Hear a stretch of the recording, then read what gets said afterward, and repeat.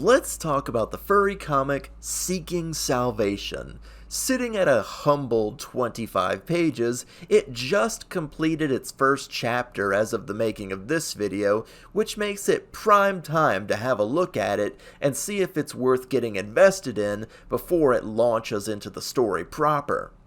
What is Salvation? It's the name of the town where the comic takes place. Fun. We join main character Rick, a dog that is trying and failing to get his apartment's laundry room to behave itself, but ultimately has to go to another floor of the building for his clothes washing needs. There he meets Tony, a panther that's rocking a cross on his chest so that you know he's Christian right away. Tony is high energy, friendly, and just so happens to be an anime enjoyer just like Rick.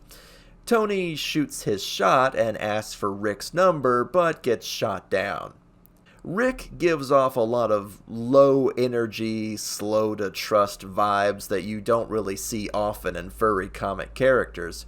He's a cautious sort of shut-in that works remotely and doesn't particularly care to be around other people. Now, it's not clear if this is anxiety, depression, an antisocial problem, an I've been hurt too many times problem, or whatever. I'm sure the comic will tell us eventually. He really just oozes a timid sort of, I guess the word would be melancholy, if you'll let me be fancy for a moment there.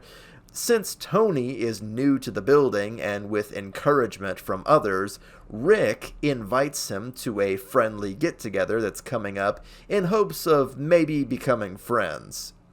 They're all gonna try out the new one-hole game and hang out for a bit. This is a very good sign in my opinion, so now we, the readers, know that Rick isn't going to be dragged through this story kicking and screaming. He's got a friend circle, he's just not good at expanding it. Or going outside, for that matter. Tony is the polar opposite in personality, being enthusiastic and cheerful around strangers. Him being a gay Christian anime lover gives the story plenty of angles to work with, at least at first, and he seems like a friendly guy to be around.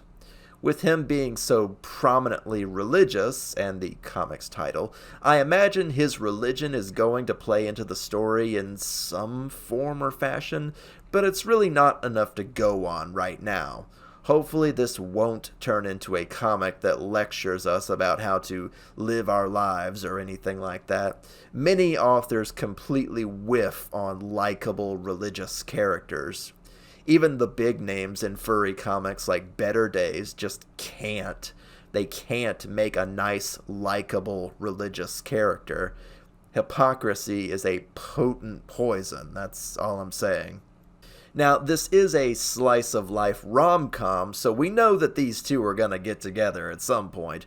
The only question is when, how, and how quickly. Hopefully the author will not pussyfoot around for 200 pages before the first kiss, but we're only 25 pages in, so there's time to get to know these guys as they get to know each other.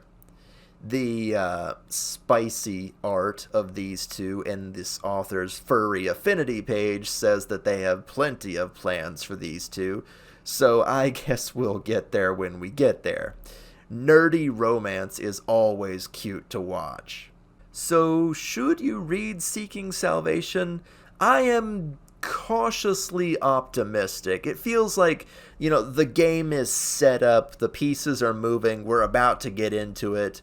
The first chapter is a cozy introduction to a realistic setting, a slice-of-life tone, and a handful of characters that all seem interesting enough to be around. Rick needs to be drawn out of his shell for this story to happen, and Tony just seems like the right Panther for the job. All he's got to do is play his cards right, and Rick will be eating out of his hand.